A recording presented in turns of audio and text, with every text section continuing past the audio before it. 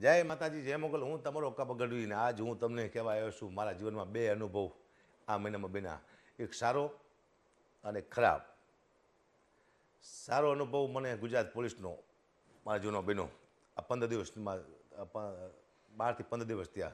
અને ખરાબ અનુભવ મને બન્યો સિવિલ હોસ્પિટલ રાજકોટ. મારા બેન છે, ગરીબ માણસ છે, ગૌશાળામાં નોકરી કરે છે, આખું પરિવાર. અને એ લોકો ચાલતા ચાલતા રાજકોટથી જતા હતા હળવદ માતાજી દર્શન કરવા માટે. અને વચમાં એક ગાડીવાળાએ મારા બેન રાતે 5 વાગે, 5 થી 6, 5:30 ઉડાડી દીધા ગાડીવાળાએ. અને ગાડીવાળો વહી ગયો અને હેમરેજ થઈ ગયું, બેભાન થઈ ગયા હતા. અમે લઈ ગયા સીધા, એ લોકો લઈ ગયા મોરબી સિવિલમાં. એટલે એ કીધું કે અહીંયા નહીં, તમે રાજકોટ સિવિલમાં લઈ જાઓ ફટાફટ. અહીંયા કલાક 2 કલાક અહીંયા બેગડા, ટાંકા બાકા લીધા, લોહી નીકળી ગયું જાજુ એવું. પછી સીધા સિવિલ હોસ્પિટલમાં રાજકોટ આવ્યા. હું અહીંયા પગી ગયો. પણ સાહેબ, એટલું ખરાબ અનુભવ મને સિવિલ હોસ્પિટલનો થયો છે. હું આપ સૌને કહું છું, સરકાર પૂરું ધ્યાન આપે છે, પણ અંદર હોસ્પિટલવાળા કોઈ ડૉક્ટર ધ્યાન ન આપતા. સરકાર પૂરી દવા આપે છે, હોસ્પિટલવાળા નથી આપતા. તમામ ડૉક્ટરોની સુવિધા છે, જેટલી પ્રાઇવેટમાં ન એટલી સિવિલમાં હોસ્પિટલમાં સુવિધા એવું છે, પણ કોઈએ ધ્યાન આપ્યું નથી. સાહેબ, 5 કલાકે સિટી સ્કેન થયું છે મારી બેનનું. 5 કલાકમાં માણસ મરી જાય. લાઈન હતી આમ 10-12 જણાની ખાટલાની. આપ સીસીટીવી કેમેરા છે, આપ જોઈ શકો છો અહીંયા જઈને તમે. લાઈન હતી આમ. એટલે મેં કીધું ભાઈ ફટાફટ આમ લઈ લો, સિરિયસ છે કીધું. તો એ એક લુખો વાત કરતો, મેં ડૉક્ટર મારી સાથે વાત કરતો હતો કે વારો આવે ત્યારે આવે, બાકી ન આવે તો બે જાઓ શાંતિથી. કે કીધું ભાઈ હું વકાબા ગઢવી છું, કલાકાર છું, તું મારે આવું વર્તન ભાઈ તમે ડૉક્ટર સાહેબ આવું કરો છો તો નાના માણસ શું થતું છે અહીંયા? હું એ વિચાર કરું છું, નાના માણસ તમે શું જવાબ આપતા છો અહીંયા? અને સાહેબ મેં એમ કીધું, હું એમને કીધું તમે મારો વારો પહેલાં લઈ લો એમ. પણ આમાં સિરિયસ કોણ છે એ તમે જરા જો, એને તમે પહેલાં લો. કોઈ નહીં. 5 કલાકે સિટી સ્કેન થયું, 3 કલાકે તો ડૉક્ટર આવે છે. ડૉક્ટર મગજનો ડૉક્ટર હોય ને એ 3 કલાકે આવે છે. એટલે સરકારને કહું છું, હું અહીંથી આરોગ્ય મંત્રીને પણ કહું છું કે આપ ચોક્કસ ધ્યાન આપજો સિવિલ હોસ્પિટલમાં રાજકોટની, જેની માટે ગરીબ માણસો નભે છે. એવું હોય તો તમે તમારો કોઈ માણસ મોકલો, ગરીબ નાનો કોઈ વ્યક્તિ, ત્યાં કેવી સર્વિસ મળે તમને ખબર પડે ત્યાં. અને એટલું બેકાર સર્વિસ છે. મેં એક મંત્રીને પણ મેં ફોન કર્યો હતો. સાહેબ, મંત્રીનું પણ માન આ લોકોએ રાખ્યું નથી, બિલકુલ માન નથી રાખ્યું. કોઈ ધ્યાન આપ્યું નહીં. મારી સાથે માણસો પણ સારા સારા હતા એમ, પણ કોઈ તમે આ સીસીટીવી કેમેરામાં જોઈ શકો છો. 12 થી 15 દિવસ થયા છે.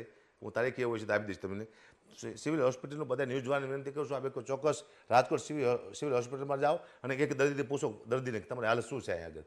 કોઈ ધ્યાન ન આપતું એમ. સરકાર દવા આપે છે, સરકાર સુવિધા આપે છે, પણ ડૉક્ટરો છે કોઈ ધ્યાન આપતા છે નહીં. આ મને કડવામાં કડવાનો અનુભવ થયો છે. એના કરતાં પ્રાઇવેટમાં હું લઈ ગયો. મેં કીધું હાલો મારી પાસે 5 રૂપિયા છે, હું મદદ કરી શકીશ મારી બેનને, હું પ્રાઇવેટમાં લઈ જઈશ. પણ નાના માણસો ક્યાં જાય છે પ્રાઇવેટમાં? એનો મતલબ નાના માણસોને મરી જવાનું હોસ્પિટલમાં. આવી ખરાબમાં ખરાબ સેવા આપે છે આ સિવિલ હોસ્પિટલમાં. આપ ચોક્કસ આનું ધ્યાન આપજો. પહેલાં આ મારો ખરાબ અનુભવ છે જીવનમાં પહેલી વાર, કે નાના માણસ શું થતું છે. ગરીબ માણસને મને પહેલી વાર દયા આવી. મેં તો આ લોકો અકાભા નામ છે એટલી ઓળખાણ છે, છતાંય મારું કામ ન થયું તો નાના માણસ થતું શું છે. એટલે ચોક્કસ સરકારને કહું છું, આપ ચોક્કસ એકવાર ધ્યાન આપજો. આપણને સરકારને કદાચ ખ્યાલ જ નથી કે હોસ્પિટલમાં શું હાલી રહ્યું છે. સરકાર તો જે સુવિધા જોઈએ એ બધી સરકાર તો આપી દેશે, પણ સામે કામ કરવાના હોય છે ને, કોઈ ડૉક્ટર હાજર નહોતા, એક પણ ડૉક્ટર હાજર નહોતો અહીંયા. આપ કેમેરામાં જોઈ શકો છો. મગજના ડૉક્ટરની જરૂર હોય તાત્કાલિક 2-2.5 કલાકે મગજના ડૉક્ટર આવ્યા છે. એટલે ચોક્કસ આની આપ સરકારને વિનંતી કે આપ ચોક્કસ આનું નોંધ લેજો. અને ન્યૂઝવાળાને બધાને કહું છું ચોક્કસ આપ નોંધ લેજો.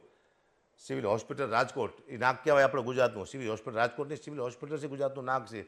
એ નાક કપાવવાની વાતું છે. તો ભાઈ નાના માણસો મળે છે, એકવાર ચોક્કસ ધ્યાન દેજો. આ તો હું જો મને ખબર પડી કે આવું બધું ચાલી રહ્યું છે. મારી બેન જીવન અને મરણ વચ્ચે ઝોલા ખાતી હતી.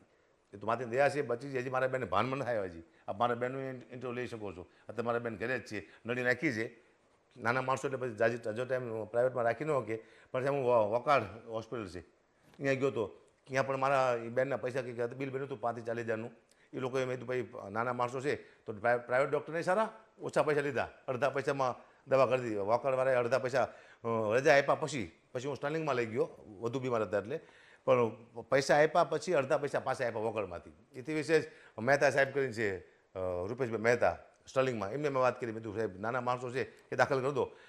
કોઈ બિલ લીધું નથી સ્ટર્લિંગમાં, કોઈ બિલ, ખાલી ખાટલા